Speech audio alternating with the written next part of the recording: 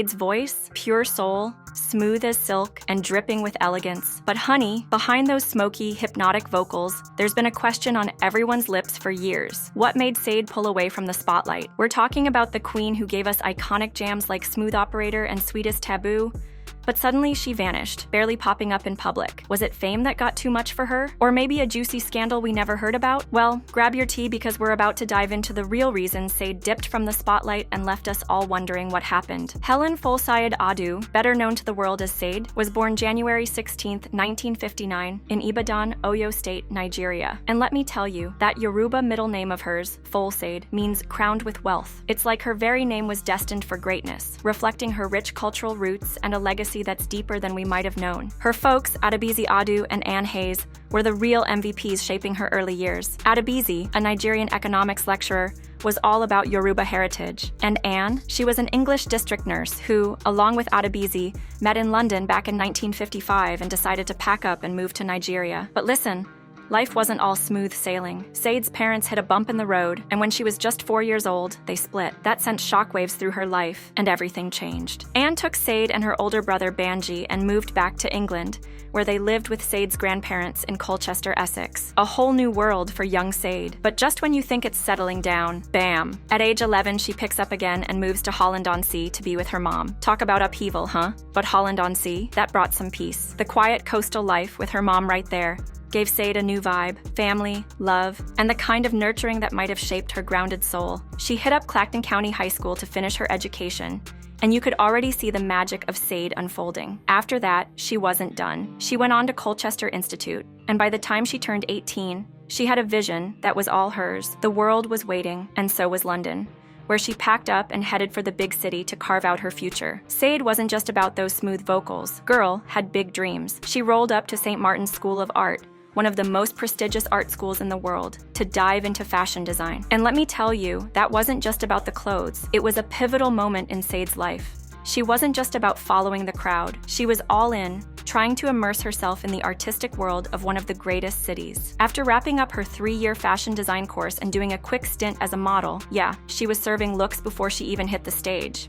Sade took the first step into the music scene in the most low-key way, singing backup for the British band Pride. And baby, that wasn't just a side gig, it was the start of something big. While with Pride, Sade got to really feel out her musical vibe and found herself collaborating with the band's guitarist and saxophonist, Stuart Matthewman. The chemistry between them? Fire. They started writing together, and it was clear from the jump. This wasn't just another band. The music they were creating had that it factor. She hit up Clacton County High School to finish her education, and you could already see the magic of Sade unfolding. After that, she wasn't done. She went on to Colchester Institute, and by the time she turned 18, she had a vision that was all hers. The world was waiting, and so was London, where she packed up and headed for the big city to carve out her future. Sade wasn't just about those smooth vocals. Girl had big dreams. She rolled up to St. Martin's School of Art, one of the most prestigious art schools in the world, to dive into fashion design. And let me tell you, that wasn't just about the clothes. It was a pivotal moment in Sade's life. She wasn't just about following the crowd. She was all in, trying to immerse herself in the artistic world of one of the greatest cities. After wrapping up her 3-year fashion design course and doing a quick stint as a model, yeah, she was serving looks before she even hit the stage. Sade took the first step into the music scene in the most low-key way,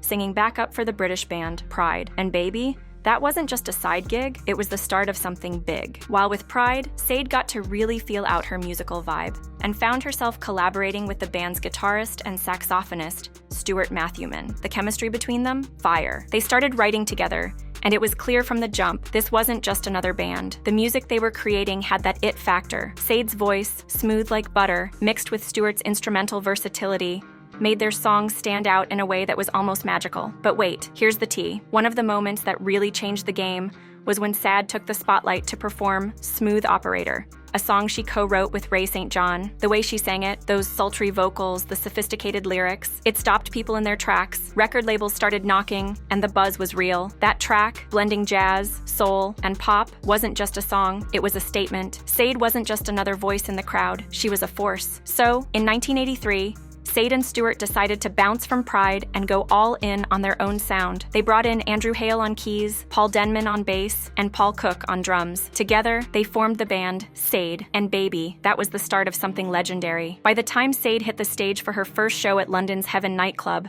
Her buzz was so big that 1,000 fans were literally turned away at the door. That's how you know you're on the verge of greatness, right? As Sade's fame skyrocketed, it was clear that the music world wasn't ready for what was about to hit. In May 1983, the group took their soulful vibes across the pond, stepping foot in the United States for their very first show at the legendary Danceteria nightclub in New York City. And honey, the energy was electric. This wasn't just another performance. It was Sade introducing America to their unique mix of soul, jazz, and pop. And let me tell you, they weren't about to be forgotten, but the game changer. October 18th, 1983, when Sade Adu put pen to paper and signed with Epic Records. That wasn't just a contract. It was a major move, a golden ticket to the big leagues. By 1984, the whole band was on board, signing with Epic, and they were officially on the fast track to worldwide domination. This record deal wasn't just about getting their music out. It gave them the resources to step up their game and make the kind of music that would make waves. And that's exactly what happened when they dropped their debut album, Diamond Life, in July 1984. It was recorded in just 6 weeks at Power Plant Studio in London.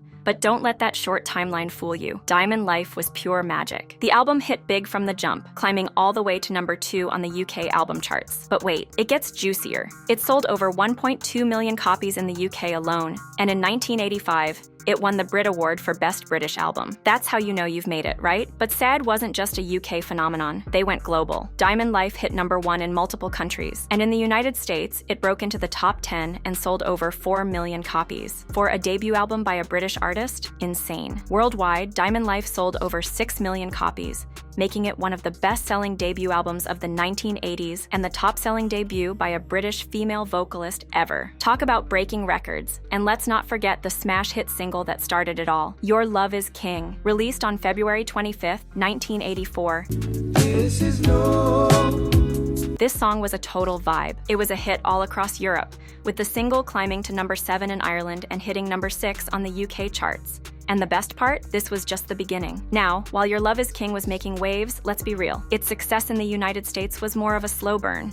The track peaked at number 54 on the US Billboard Hot 100, and well, it wasn't exactly setting the charts on fire. But don't trip, because Sade was just getting started. Enter the third single from Diamond Life, and honey, this was the one. Released on September 15th, 1984, Smooth Operator came through and shook up the whole scene. This track, it blew up in the US, hitting number 5 on both the Billboard Hot 100 and the Hot Black Singles chart. And it didn't stop there. Smooth Operator topped the Adult Contemporary chart too, making it the ultimate hit that defined Sade as a true legend in the making. In Europe, the song wasn't playing either. In the UK, it peaked at number 19, and in Austria, Switzerland, France, and Germany, it was a top 20 hit, solidifying Sade's place as an international sensation. Diamond Life was more than just an album. It was the sound of the 1980s. The fusion of jazz, soul, and pop had people hooked, and the band's polished, sophisticated vibe had fans around the globe swaying to their smooth beats. The album was a defining moment, and by the end of 1985,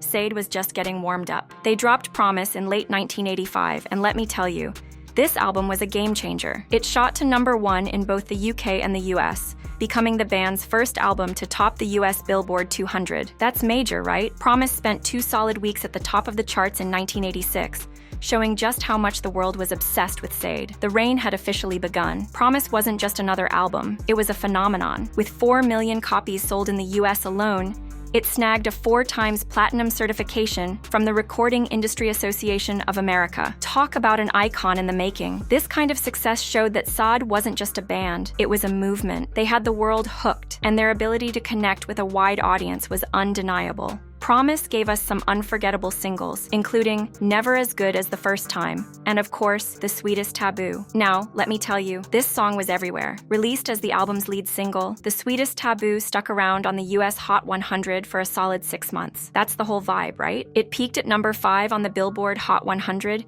hit number 1 on the Adult Contemporary chart, and cruised to number 3 on the Hot R&B Hip Hop Singles chart, a single that hits all those spots? Pure magic. By 1986, Sade's momentum was unstoppable. The band snatched the Grammy Award for Best New Artist, and that was a major flex. It was official. Sade's unique sound and Sade's voice, smooth, seductive, and one of a kind, had the entire music industry on lock. But guess what? She wasn't just about the music. In 1986, Sade made her acting debut in Absolute Beginners, a film based on Colin McInnes's book about life in late 1950s London. Sade took on the role of Athena Duncannon, and even blessed the soundtrack with her vocals. The movie was a hit at the Cannes Film Festival and grossed £1.8 million in the UK. This was more than just a side gig. Sade was proving she could do it all, seamlessly shifting between music and film with that effortless charm we all know and love. And just when you thought she couldn't top herself, she hit us with her third album, Stronger Than Pride, on May 3rd, 1988. This album wasn't just a continuation of her success, it cemented it. Stronger Than Pride went triple platinum in the US, and with that, Sade's place at the top was sealed. Stronger Than Pride didn't just follow up Promise, it topped it, and it was driven by 4 incredible singles. But let's talk about the one that really turned heads, Paradise. Released as the second single from the album, Paradise reached number 16 on the US Billboard Hot 100 and broke records, topping the Hot R&B Hip-Hop Songs chart. This was a first for the band, and it showed everyone that Sade was more than just a moment. They were a musical force. Stronger Than Pride wasn't just about chart toppers. It was about that signature blend of smooth jazz, sultry soul, and lyrics that hit deep. Sade wasn't just creating music, they were telling stories that made you feel something. Fast forward to October 26, 1992, and Sade dropped Love Deluxe, their 4th studio album. This wasn't just an album, it was an event. The album peaked at number 3 on the US Billboard 200 and went on to sell 3.4 million copies in the United States alone. But the real flex? It was certified 4 times platinum by the Recording Industry Association of America, which means 4 million copies sold. Do you hear me? 4 million. That's no small feat. And Sade wasn't just dominating in the US, Love Deluxe took over internationally too. It reached number 1 in France, proving Sade had global appeal. The album broke into the top 10 in countries like New Zealand, Sweden, Switzerland, and the UK, where it earned a gold certification, marking yet another milestone in Sade's legendary career. But the magic didn't stop there. Riding the wave of success from Love Deluxe, Sade dropped their first compilation album, The Best of Sade, in November 1994. It was a celebration of their incredible journey up to that point, and fans couldn't get enough. Incredible journey up to that point. And fans couldn't get enough. Ooh, honey, let me tell you how it went down. This compilation album?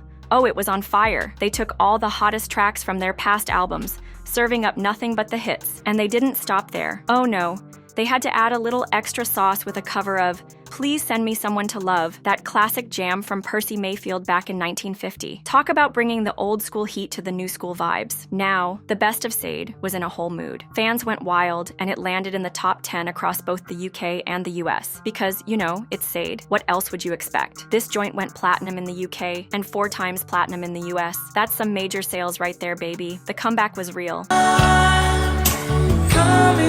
Now let's talk about when the band finally came back after 8 long years. November 13th, 2000 was the day they blessed us with their 5th studio album, Glover's Rock. Baby, the critics were loving it. Commercial success? Oh, they ate that up too. The album climbed all the way to number 18 on the UK charts and hit number 3 on the US Billboard 200. And guess what? It went triple platinum in the US, selling a whopping 3.9 million copies. You know that's legendary status right there. But it didn't stop at album sales. No ma'am. Lovers Rock * snatched up the Grammy for Best Pop Vocal Album, and the lead single, By Your Side, had everyone in their feelings. It even got a Grammy nomination for Best Female Pop Vocal Performance. Now don't get it twisted.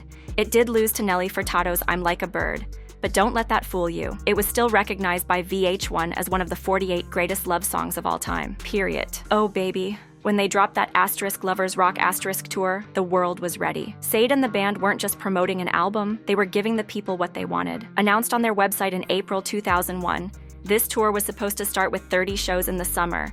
But you know how it is when you're prepping perfection. Those rehearsals took longer than expected, so they had to reschedule. But once those dates dropped, sold out like hotcakes. And the demand was so real, they had to add more shows in cities across the country. In fact, they ended up extending the whole thing by 8 extra weeks that August. And honey, the crowd was living. This was their first live performance since 1994, and people were hungry for it. Now let me tell you something. This tour, it stayed strictly stateside. No international dates, despite all the rumors swirling around. But with over 40 shows, it earned the band over $26 million and secured the spot as the 13th biggest tour in North America that year. That's a major bang for the bank. Following up that success, Sade wasn't done yet, baby. February 5th, 2002 brought the release of * Lovers Live *, their very first live album under Epic Records. This album didn't exactly slay the UK charts like the others. It only hit number 51. But in the States, it reached number 10 on the US Billboard 200 and went gold, moving 562,000 copies by March 7, 2002. Gold, darling, straight gold. And let's not forget that DVD. Now that thing went platinum real quick, shipping 100,000 copies by January 30th, 2003. This was Sade's time to shine, and shine she did. But after all the glitter and the glamour, Sade took a step back. A 10-year break, y'all. She dipped out to focus on her child and soaked up the Caribbean vibes. Still, even in her downtime, she didn't fade into the background. Oh no, in 2002, she made a major move, accepting the Order of the British Empire at Buckingham Palace, a true queen. And to top it all off, she gave a little love to the Red Hot organization's Red Hot plus Riot album, a tribute to Fela Kuti, a whole icon, always doing it big. Oh, honey, did you catch that remix of By Your Side? Because Sade sure did. She brought in Sarah to work her magic on the track, and Sarah didn't just sit back. No, ma'am. She got her hands all over that joint and even took on a co-producer credit. That's some next-level teamwork right there. But let me tell you, after taking a decade-long break, Sade and the band weren't just coming back, they were coming back with a bang. February 8th, 2010, marked the release of Soldier of Love*, their 6th studio album. And let me tell you, this wasn't just another album drop, this was the comeback. It had been 10 long years since we had any new Sade material. And baby, they weren't playing. The album hit hard, debuting at number 1 on the Billboard 200, with 502,000 copies sold in the first week. Talk about making an entrance. This was their first time ever debuting at number 1. And not only that, but they also set a record for the longest gap between number 1 albums, 24 years, 10 months, and 2 weeks from Promise in '85 to this masterpiece. And guess what? They weren't the only ones making history. Soldier of Love had the best first-week sales for a group since AC/DC's Black Ice in 2008. A whole moment, right? The lead single, Soldier of Love, dropped on US radio in December 2009, and by January 11th, 2010, it was available for digital download, leaving fans craving more. Then they kept the momentum rolling with Baby Father and The Moon in the Sky, hitting US urban adult contemporary radio in 2010, keeping the airwaves on fire. You know what? The world was really paying attention because at the 53rd Annual Grammy Awards in 2011, Soldier of Love took home the trophy for Best R&B Performance by a duo or group with vocals. Boom. And Baby Father? Oh, that one got nominated for Best Pop Performance by a duo or group with vocals. This wasn't just a comeback. This was Sade reminding everyone that she's here to stay. And what did they do after that? They took that Soldier of Love vibe on the road with the Sade Live Tour,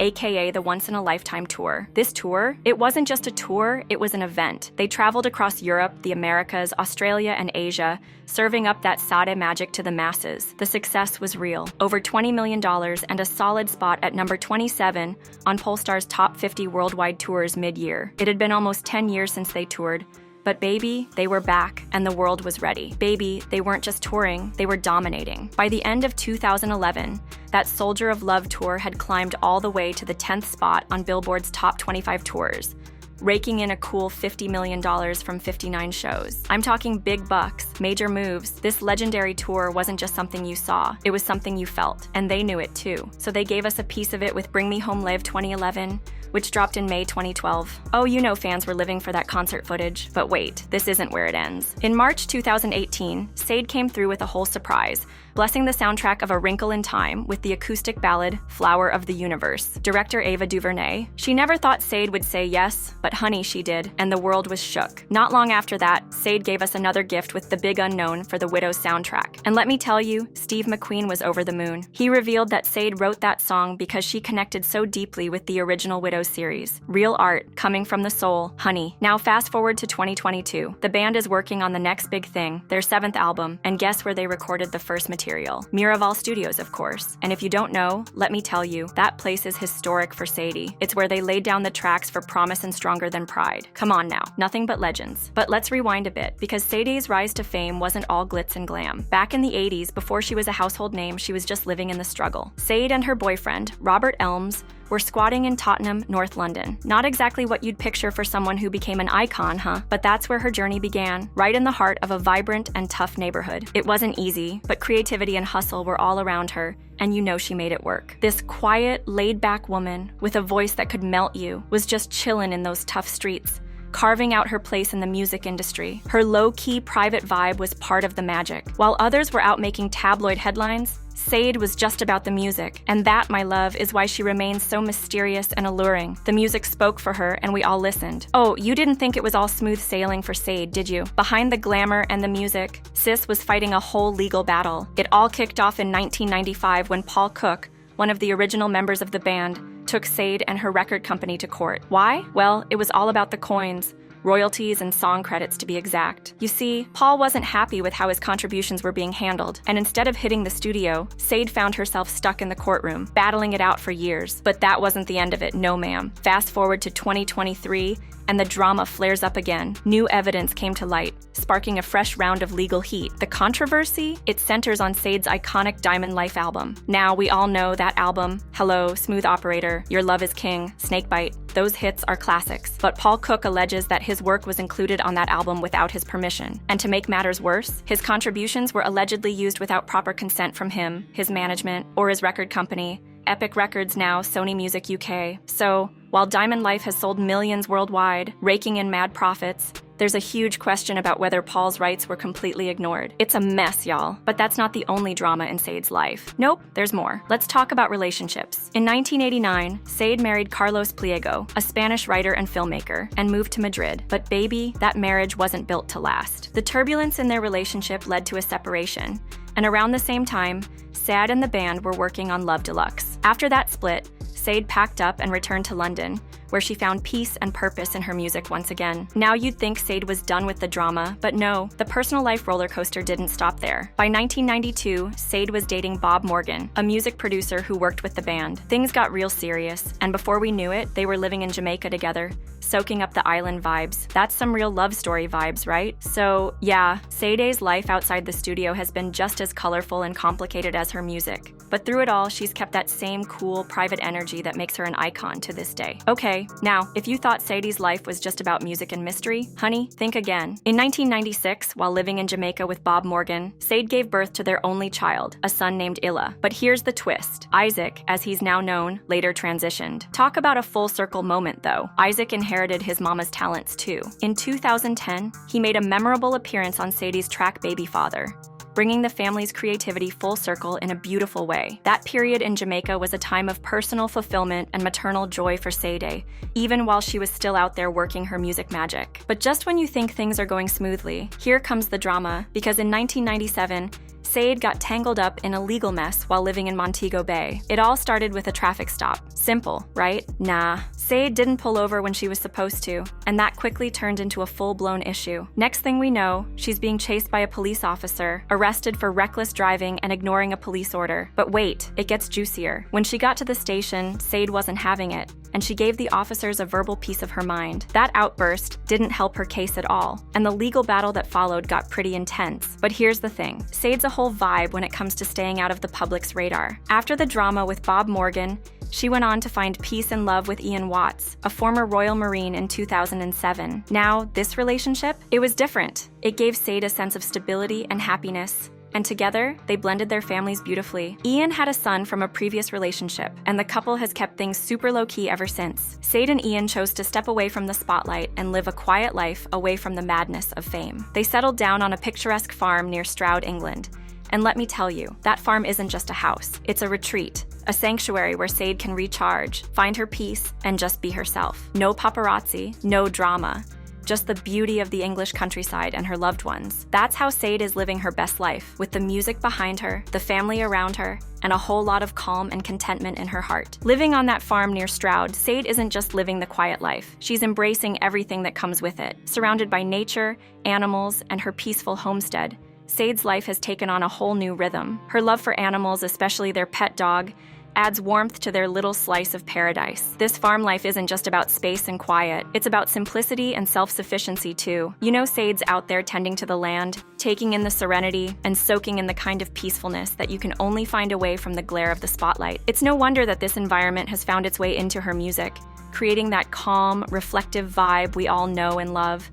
But let's talk about another chapter in Sade's personal life that really made waves. In 2016, on National Coming Out Day, Sade's child, Isaac Theo Adhu, made a brave and powerful decision. He came out as a transgender man. Talk about courage. National Coming Out Day, which falls every October 11th, is all about embracing who you truly are and raising awareness for the LGBTQ+ community. Isaac's decision to live his truth in such a public way wasn't just an act of self-expression, it was an act of bravery that touched hearts everywhere. For so many transgender people, coming out is a deeply personal, often challenging experience.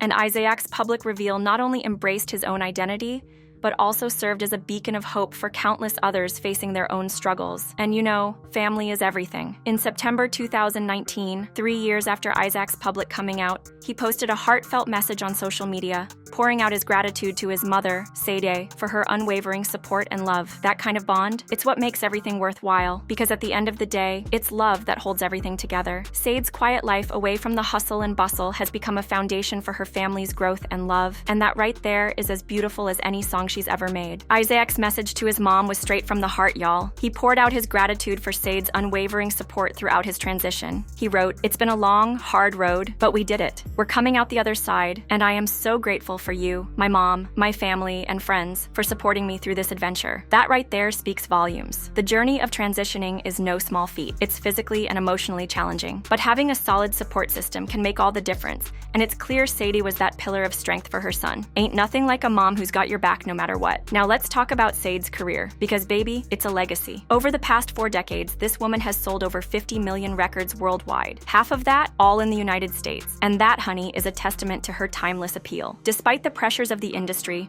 producers, record labels, and the hustle for hits, Sade has never wavered from her commitment to keeping her music real, authentic, and true to herself. She's never been about jumping on trends or trying to fit into a mold. From the jump, her sound was different, a smooth mix of soul, jazz, and R&B with just the right amount of sophistication. But it wasn't just about her voice. It was about real lyrics and top-tier production that stood the test of time. She's a perfectionist in the best way, refusing to compromise the integrity of her art for anyone or anything. And that's exactly why she's got such a dedicated fan base. We've stuck by her because we know she's not about the hype.